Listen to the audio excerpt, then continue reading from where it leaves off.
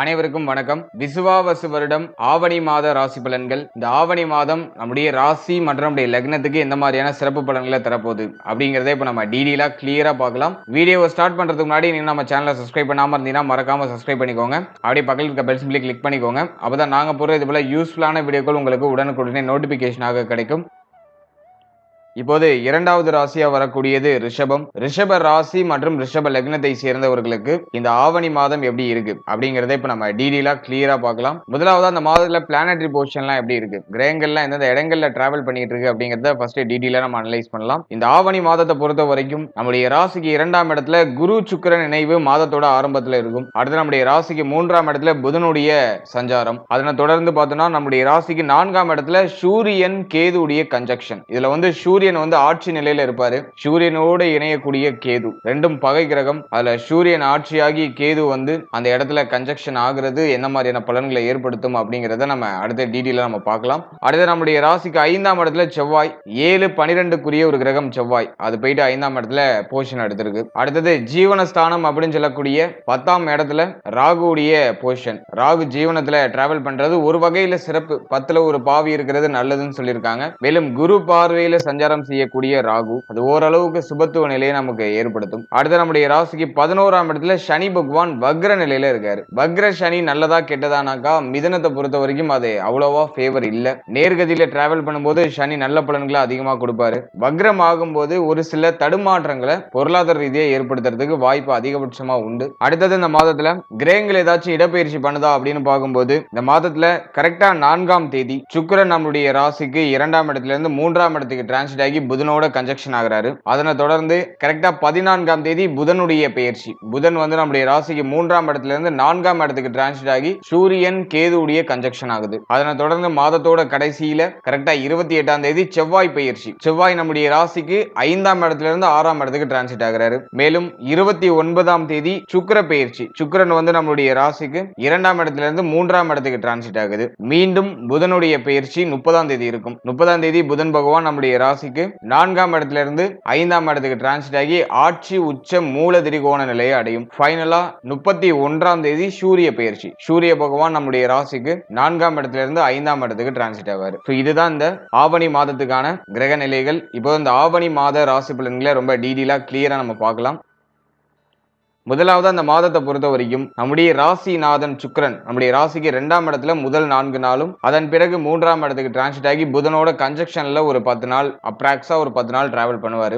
இந்த காம்பினேஷனை பொறுத்த வரைக்கும் இந்த மாதத்துடைய ஆரம்பத்திலே பார்த்தோம்னா ஃபேமிலி ரிலேட்டடான யோசனை அதிகமா இருக்கும். குடும்பம் சார்ந்த சிந்தனை, குடும்பம் சார்ந்த எண்ண ஓட்டங்கள் இதெல்லாம் கொஞ்சம் அதிகமா இருக்கும். பொருளாதார ரீதியா ஒரு சில தடுமாற்றங்கள் குடும்பம் சார்ந்த வகையில ஏற்படுறதுக்கு வாய்ப்புகள் இருக்கு. குடும்பத்துல பொருளாதார தேவைகள் அதிகரிக்கும். ஃபேமிலியில கமிட்மெண்ட் அதிகரிக்கிற மாதிரி ஃபீல் ஆகும். அது ஒரு மாதிரி உங்களை ஒரு பிரஷரான ஒரு அமைப்புக்கு தள்ளும். இந்த மன அழுத்தத்தை அதிகப்படுத்தும். ஃபேமிலியால ஒரு சில மன உளைச்சல், மன அழுத்தம் அதிகரிக்கிறது. அது இந்த மாதத்துல மேக்சிமம் ரிஷபத்துக்கு இருக்க வாய்ப்புகள் அதிகம். இருப்பினும் 2ஆம் இடம் 3ஆம் இடத்துல சுக்கிரன் டிராவல் பண்றது நிறைய யோசனைகளை கொடுத்தாலும் அது ஓரளவுக்கு சுபத்துவமான மாற்றத்துக்கான அடித்தளத்தை ஏற்படுத்திடும். குடும்பத்தை பத்தி கவலைப்பட்டு நல்ல விஷயம் பண்றதுக்கு ட்ரை பண்ணுவீங்க. ஃபேமிலி மெம்பர்ஸை கொஞ்சம் சேஃப்டி பண்றதுக்கு ட்ரை பண்ணுவீங்க. தாய் தந்தையாருக்கு உதவிகரமா ஏதாச்சும் நம்ம பண்ணணும், தாய் தந்தையாரை வந்து நல்லா பார்த்துக்கணும் அப்படிங்கிற மாதிரியான எண்ண ஓட்டங்கள்லாம் அதிகரிக்கும். அடுத்த இளைய சகோதரத்துவம் மேல கொஞ்சம் பாசம் அதிகரிக்கும். இளைய சகோதரத்துவத்தால ஒரு சில ஆதாயங்கள் ஏற்படும். கடந்த காலகட்டங்களில் இது இளைய சகோதரத்துவத்தோட ஏதாச்சும் பிரச்சனை இருந்துச்சுன்னா அது இந்த மாதத்துல சரியாகும். இளைய சகோதரத்துவம் சார்ந்த வகையில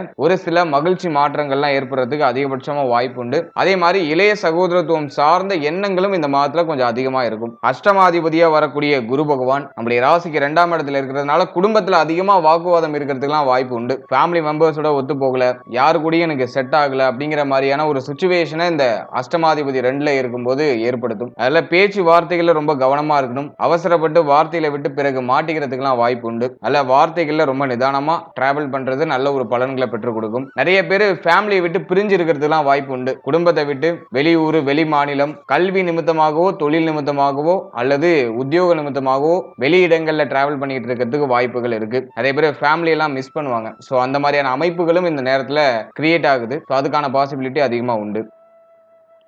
இந்த மாதத்தை பொறுத்த வரைக்கும் சிந்தனை ஓட்டம் கொஞ்சம் வேகமா இருக்கும். நிறைய யோசிப்போம். அது பண்ணலாமா, இது பண்ணலாமா, இப்படி பண்ணலாமா, அப்படி பண்ணலாமான்னு சொல்லிட்டு புதிய விஷயங்கள், புதிய முயற்சிகள் ஏதாச்சும் ட்ரை பண்றதுக்கு முயற்சி பண்ணுவோம். சுக்கிரன் 3ஆம் இடத்துல இருக்கிறதுனால அந்த புதிய முயற்சிகள் வெற்றியை கொடுக்கும். ஒரு விஷயம் யோசிக்கிறீங்கன்னா அதை செயல்படுத்தி அதில் வெற்றி அடைகிறதுக்கு இந்த மாதம் உங்களுக்கு ஒரு நல்ல ஒரு வழிகாட்டுதலை ஏற்படுத்தி கொடுக்கும். ஒரு அடித்தளத்தை கிரியேட் பண்ணி கொடுக்கும். அது இந்த மாதத்துல நமக்கு இருக்கிற ஒரு பெரிய பாசிட்டிவான விஷயம்.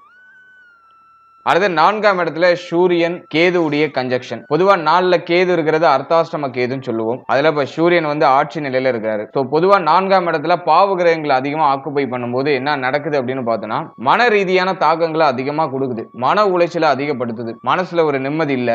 மனசு வந்து ஏதோ ஒரு விஷயத்தை தேடிக்கிட்டே இருக்கு, ஆனா அது கிடைக்க மாட்டேங்குது. ஒரு விஷயம் யோசிக்கிறோம், அது நிறைய தடை தாமதத்தை சந்திக்குது. ஒரு விஷயம் செயல்படுத்தணும்னு நினைக்கிறோம், அது நிறைய தடை தாமதத்தை சந்திக்குது. மன ரீதியான தாக்கங்களை இந்த 4ஆம் இடத்துல இருக்க பாவ கிரகங்கள் டிஃபால்ட்டா அதிகரிக்கும். எனவே இந்த மாதத்தை பொறுத்த வரைக்கும் ஓவரா திங்க் பண்ணி மனசை ரொம்ப காயப்படுத்திக்க வேண்டாம். இந்த நேரத்துல மன ஆரோக்கியத்துக்கு அதிகமான முக்கியத்துவம் கொடுக்கணும். அடுத்த ஹெல்த், உஷ்ண கிரகம் அப்படின்னு சொல்லக்கூடிய சூரியனும் ஞான கிரகம் அப்படின்னு சொல்லக்கூடிய கேதுவும் கன்ஜக்ஷன் ஆகும்போது ஹெல்த் ரீதியா ஏதாச்சும் ட்ரபிள கொடுக்கறதுக்கு அதிகபட்சமா வாய்ப்பு உண்டு. குறிப்பா உஷ்ணாதிக்கம் சம்பந்தமான பிணிகள் உடல் ஆரோக்கியத்துல ஏற்படுறதுக்கு வாய்ப்புகள் அதிகபட்சமா உண்டு. அதனால ஹெல்த் ரீதியா ரொம்ப கேர்ஃபுல்லா இருக்கணும். உஷ்ணத்தை தணிக்கக்கூடிய உணவுப் பொருட்கள், உஷ்ணத்தை தணிக்கக்கூடிய அந்த நீர் ஆகாரங்கள் அதெல்லாம் அதிகமா எடுத்துக்கிறது ரொம்ப நல்லது. இந்த மாதத்துல கரெக்டா வாரம் எண்ணெய் தேய்ச்சி குளிக்கிறது ரொம்ப நல்லது. ஏன்னா இந்த நேரத்துல உடல் உஷ்ணம் அதிகரிக்கிறதுக்கு அதிகபட்சமா வாய்ப்பு உண்டு. அதனால உடல் உஷ்ணத்தால ஏற்படக்கூடிய பிரச்சனைகள் ஏதாச்சும் வரதுக்கு வாய்ப்புகள் அதிகபட்சம் உண்டு. குறிப்பா நேத்திரம், கண் சம்பந்தமான விஷயங்களை ரொம்ப கவனமா இருக்கணும். கண்ணுல ஹீட்டால வரக்கூடிய அந்த கண் கட்டி அல்லது கண் சம்பந்தமான விஷயங்கள எரிச்சல் ஏதாச்சும் ஏற்படுறது, இப்படி கண் சார்ந்த வகையில் ஏதாச்சும் பிரச்சனைகள் வரதுக்கு வாய்ப்பு இருக்கு. அதுல ரொம்ப கேர்ஃபுல்லா இருந்துக்கணும். அடுத்தது வயிறு சம்பந்தமான பிரச்சனைகள். இந்த நேரத்துல கொஞ்சம் இந்த டிப்ரெஷன் ஸ்டேட் அப்படின்னு சொல்லக்கூடியது கொஞ்சம் அதிகமா இருக்கிறதுக்கு வாய்ப்பு இருக்கு. அதனால வந்து இந்த நேரத்துல இந்த கழிவு நீக்க உறுப்புகள், இந்த செரிமான பிரச்சனை இதெல்லாம் டிஃபால்ட்டா ஏற்படுறதுக்கு வாய்ப்பு இருக்கு. அதனால நல்ல ஒரு உணவு, எளிமையா செரிமானமாகக்கூடிய உணவு அதெல்லாம் கொஞ்சம் அதிகமா இன்டேக் எடுத்துக்கிறது ரொம்ப நல்லது.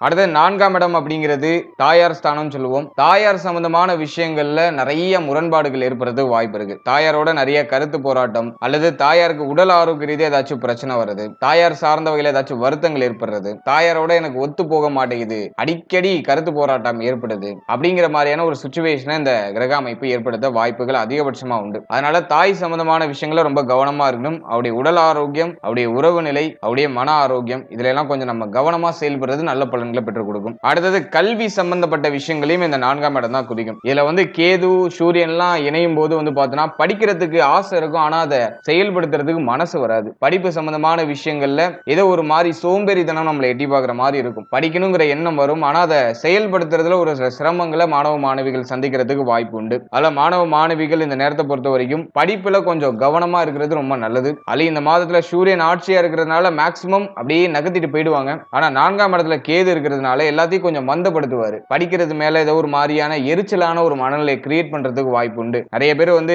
படிப்பை ஏதோ சுமையா யோசிக்கிறதுக்கெல்லாம் வாய்ப்புகள் உண்டு. நல்லா படிச்சிருந்த மாணவ மாணவிகள் கூட இப்போ ஏதோ டவுனா ஃபீல் பண்ணுவாங்க. அதனால இந்த மாதத்தை பொறுத்த வரைக்கும் படிப்புல மாணவ மாணவிகள் கொஞ்சம் அக்கறை எடுத்துக்கிறது நல்ல பலன்களை பெற்றுக் கொடுக்கும். இன்னொரு விஷயம் என்னன்னா, நிறைய டிஸ்ட்ராக்ஷன்ஸ் இந்த மாதத்துல இருக்கும். படிக்கணும்னு உட்கார்ந்தோம்னா ஏதாச்சும் டிஸ்ட்ராக்ட் உங்களை பண்ணிக்கிட்டே இருக்கும். தேவையில்லாத எண்ணங்கள் உங்களை ஆக்குபை பண்ணி ஒரு மாதிரி உங்களை கவனத்தை திசை திருப்பிக்கிட்டே இருக்கும். அதெல்லாம் நம்ம கொஞ்சம் நியூட்ரலைஸ் பண்ணிக்கிறது நமக்கு யோகமான பலன்களை பெற்றுக் கொடுக்கும். அடுத்து திருமண வாழ்க்கை, திருமண முயற்சி இதெல்லாம் நம்ம அனலைஸ் பண்ணும்போது 7ஆம் அதிபதி 5ஆம் இடத்துல இருக்கிறாரு. அதனால திருமண முயற்சிக்கு நீங்க ட்ரை பண்றீங்கன்னா அது இப்போ உங்களுக்கு வந்து அது பாசிபிலிட்டியா ஒரு நல்ல செய்தியை கொண்டு வந்து சேர்க்கும். பாசிட்டிவான ஒரு சைன் அதுக்கு இருக்கு. திருமண முயற்சிகள் வெற்றியை கொடுக்கும். அது ஒரு நல்ல ஒரு அமைப்பு உண்டு. 28ஆம் தேதி வரைக்கும் அந்த திருமண முயற்சிகள்ல நீங்க ஈடுபடலாம். அந்த 28ஆம் தேதிக்குள்ள அந்த சுப செய்திகள் கிடைக்கிறதுக்கு அதிகபட்சமா வாய்ப்பு உண்டு. இந்த ஆவணி மாதம் திருமண முயற்சிக்கு ரொம்ப நல்லா இருக்கு. அது ஒரு பாசிட்டிவ் சைனை காமிக்குது. அதே திருமண வாழ்க்கை நம்ம அனலைஸ் பண்ணும்போது இந்த மாதத்துல வாழ்க்கை துணையுடைய சப்போர்ட் பூர்ணமா இருக்கும். வாழ்க்கை துணையால மகிழ்ச்சி, ஆனந்தம், வாழ்க்கை துணையால ஒரு வகையில நமக்கு ஒரு நல்ல ஒரு பூர்ணமான சப்போர்ட் கிடைக்கும். அது இந்த மாதத்துல இருக்கிற ஒரு பெரிய பாசிட்டிவ். அதே மாதிரி கடந்த காலகட்டங்களில் வாழ்க்கை துணை சார்ந்த வகையில ஏதாச்சும் வருத்தங்கள் இருக்கு, கவலைகள் இருக்குன்னா அது இப்போ சரியாகும். வாழ்க்கை துணை சம்பந்தப்பட்ட விஷயங்கள்ல இப்போ உங்களுக்கு ஒரு விதத்துல ஒரு நிம்மதியான ஒரு மனநிலை கிடைக்கும். அதுக்கு நான் ஒரு பாசிட்டிவான ஒரு சைனா பாக்குறேன்.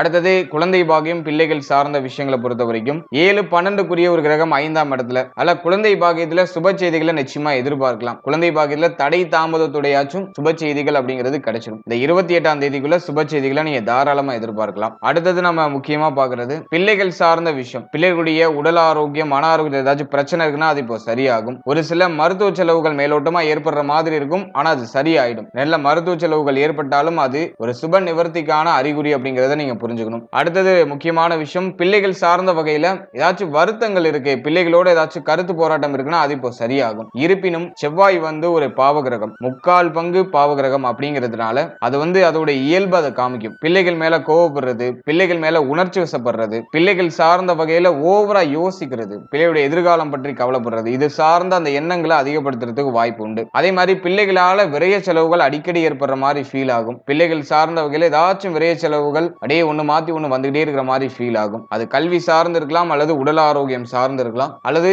அதர் எக்ஸ்பென்சிவ் வேற ஏதாச்சும் விஷயங்கள் சார்ந்து பிள்ளைகள் சார்ந்த வகையில செலவுகள் இருக்கிறது வாய்ப்பு உண்டு. அடுத்து பிள்ளைகளுக்கு சுப விசேஷம் ஏதாச்சும் பண்ணணும்னு ஆசைப்படுறீங்கன்னா அது இந்த மாதத்துல செயல்படுத்தலாம். அதுக்கு இந்த மாதம் ஒரு பாசிட்டிவான சைனை காமிக்குது. பிள்ளைகளுக்கு சுப நிகழ்வுகள் ஏதாச்சும் நடக்கணும் அப்படிங்கிற மாதிரியான ஒரு சூழ்நிலை இருக்குன்னா அது இந்த மாதத்துல அதுக்கான வாய்ப்புகள்லாம் உங்களுக்கு கிடைக்கும். அந்த சுப நிகழ்வுகளை மகிழ்ச்சியா நடத்துறதுக்கான வாய்ப்புகள் கிடைக்கும். அது நான் அந்த நேரத்துல ஒரு பாசிட்டிவா பாக்குறேன்.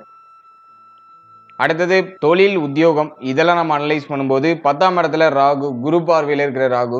நிறைய பேருக்கு பார்த்தோம்னாக்கா தொழில், உத்தியோகம் இதுல ஒரு மாதிரி சலிப்பு தன்மை இருக்கும். நிறைய பேருக்கு தொழில் மாற்றம், உத்தியோக மாற்றம் கடந்த காலகட்டங்களில் டெஃபினட்டா ஏற்பட்டிருக்கும். இப்போ புதுசா ஸ்டார்ட் பண்ணிருக்க தொழிலோ, புதுசா ஒரு உத்தியோகத்துல சேர்ந்திருக்கீங்கனாலோ அது ஏதோ ஒரு மாதிரி மந்த தன்மைக்கு போற மாதிரியே ஒரு ஃபீல் ஆகும். அது ஒரு இன்ட்ரெஸ்ட் இல்லாம ஏதோ போயே ஆகணுங்கிற ஒரு கட்டாயத்தின் பேர்ல போகக்கூடிய ஒரு சூழ்நிலைக்குள்ள ரிஷபராசிக்காரர்கள் தள்ளப்பட்டிருக்க வாய்ப்புகள் அதிகம். இந்த மாதத்தை பொறுத்த வரைக்கும் இந்த தொழில், உத்தியோக நிமித்தமா ஒரு சில மந்த தன்மைகள் மேலோட்டமா வெளிப்படுறதுக்கு வாய்ப்பு உண்டு. ஓவரா யோசிச்சு அதை சேஞ்ச் பண்றேன், இதை சேஞ்ச் பண்றேன்னு இருக்கிற விஷயத்தை விட்டுற வேண்டாம். இந்த மாதத்துல ஆவரேஜா நகர்த்தலாம். பழைய விஷயத்தை ஆவரேஜா நகர்த்துறதுக்கு ஃபேவரா இருக்கும். அவசர மாற்றங்கள், அவசர முடிவுகள் தொழில், உத்தியோக நிமித்தமா இந்த மாதத்துல எஸ்பெஷலி நீங்க எடுக்காம இருக்கிறது சிறப்பு. அடுத்தது பொருளாதாரத்தை பொறுத்த வரைக்கும் 11ஆம் இடத்துல சனி வக்ரம். கண்டிப்பா ரிஷப ராசிக்கு பொருளாதார நெருக்கடி நிறைந்த ஒரு மாதமா இருக்கும். பண தேவைகள் அதிகமா இருக்கும், ஆனா பண பற்றாக்குறை அப்படிங்கிற ஒரு விஷயம் டெஃபினட்டா இருக்கும். வரவுக்கு மீறிய செலவு இருக்கிறதுக்கு வாய்ப்புகள் அதிகமா உண்டு. அதே மாதிரி குருவுடைய பார்வை பார்த்தோன்னா 6ஆம் இடத்துல. நிறைய பேர் கடன் சூழல்ல மாட்டிருப்பாங்க. கடன் சார்ந்த வகையில ஒரு சில பிரஷர் வரதுக்கு வாய்ப்பு உண்டு. எனவே இந்த மாதத்தை பொறுத்த வரைக்கும் பொருளாதாரத்தை சரியா மேனேஜ் பண்ணி நம்ம டிராவல் பண்ணோம்னா எந்த பிரச்சனையும் இருக்காது. அப்படி இல்லைன்னா பொருளாதார நெருக்கடி, பண தேவை இதெல்லாம் கொஞ்சம் இன்க்ரீஸ் ஆகிற மாதிரி ஃபீல் ஆகும். எனவே கொஞ்சம் பொருளாதாரத்தை மேனேஜ் பண்றதுக்கு ட்ரை பண்ணுங்க. அடுத்தது கடன் சார்ந்த விஷயங்கள்ல கொடுத்தல் வாங்கல் இது ரெண்டுலயுமே கவனமா இருக்கணும். யாருக்காச்சும் கடன் உதவியும் நீங்க பண்றீங்கன்னா ரொம்ப கேர்ஃபுல்லா இருக்கணும். அதே மாதிரி கடன் வாங்குற டைமிங்லயும் ரொம்ப கவனமா இருக்கணும். கடன் வாங்குறீங்கன்னா அதிகமா வாங்கிடக்கூடாது. கடன் கொடுக்குறீங்கன்னா அதை உடனே எதிர்பார்க்க கூடாது, ரொம்ப டிலே ஆகும். அதனால மேக்சிமம் கடன் கொடுக்கறத அவாய்ட் பண்றது ரொம்ப நல்லது. இதெல்லாம் நீங்க கொஞ்சம் பாத்துக்கணும். ஓவராலா இந்த ஆவணி மாதத்தை பொறுத்த வரைக்கும் ரிஷப ராசி, ரிஷப லக்னம் ஆவரேஜா இருக்கு.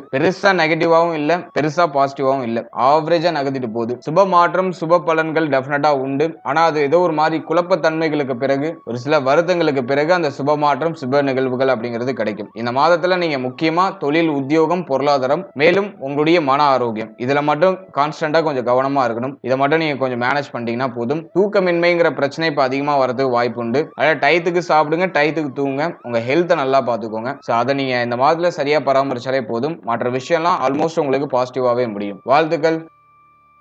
இப்போ நீங்க இது வரைக்கும் பார்த்தது ஒரு பொதுவான கோச்சார பலன். மாத கிரகங்களுடைய சஞ்சாரத்தின் அடிப்படையில இந்த பொது பலன் அப்படிங்கிறது கணிக்கப்பட்டிருக்கு. இது உங்களுடைய ஜனனகால ஜாதகத்தில் இருக்கக்கூடிய கிரக அமைப்புகள், உங்க ஜனனகால ஜாதகத்தில் இருக்கக்கூடிய யோக அமைப்புகள், மேலும் உங்களுக்கு நடக்கக்கூடிய தசா புக்தி, இதன் அடிப்படையில இந்த பலன்கள் நிறைய பேருக்கு ஒரு சில ஏற்றத்தாழ்வுகளையும் மாற்றங்களையும் சந்திக்கிறதுக்கு வாய்ப்புகள் அதிகபட்சமா உண்டு. முக்கியமா உங்களுக்கு ஒரு யோக தசை நடக்குதுன்னா கோச்சார ரீதியா நடக்கக்கூடிய நெகட்டிவான இன்ஃபுளுன்ஸ்ல நீங்க மேக்சிமம் ப்ரொடெக்டடா போயிடுவீங்க. பிரச்சனைகள் எதுவும் சந்திக்காம நியூட்ரலா நகர்ந்துருவீங்க. அதுவே அவயோக தசை நடக்குதுன்னா இந்த கோச்சார ரீதியா இருக்கக்கூடிய அந்த நெகட்டிவான இன்ஃப்ளூயன்ஸ் கொஞ்சம் அதிகமா இருக்கிறதுக்கு வாய்ப்பு உண்டு. யோகமான தசை நடக்கிறவங்களுக்கு இந்த பாதிப்புகள் மேக்ஸிமம் இருக்காது, பிரச்சனைகள் அதிகபட்சமா இருக்காது. சின்ன சின்ன நெருக்கடிகள் வரும், அது உடனே சரியாயிடும். ஆனா அவயோக தசை நடக்கிறவங்க ரொம்ப கேர்ஃபுல்லா இருக்கணும். எனவே சப்ஜெக்டும் உங்களுடைய ஜனனகால ஜாதகத்துல என்ன தசை நடக்குது, உங்களுக்கு பிளானட்டரி பொசிஷன்லாம் உங்களுடைய ஜாதகத்துல எப்படி இருக்கு, அதை பொறுத்து உங்களுடைய இந்த கோச்சார பலன்களை நீங்க சூப்பர் கம்போஸ் பண்ணி பார்க்கணும். ஜஸ்ட் நீங்க உங்களுடைய ஜனனகால ஜாதகத்துல என்ன தசா புக்தி நடக்குது அப்படிங்கறத உங்களுடைய குடும்ப ஜோதிடத்தை ஒரு வாட்டி கொடுத்து அனலைஸ் பண்ணி அது நல்லதா கெட்டதாங்கிறத மட்டும் அனலைஸ் பண்ணி வச்சுக்கோங்க.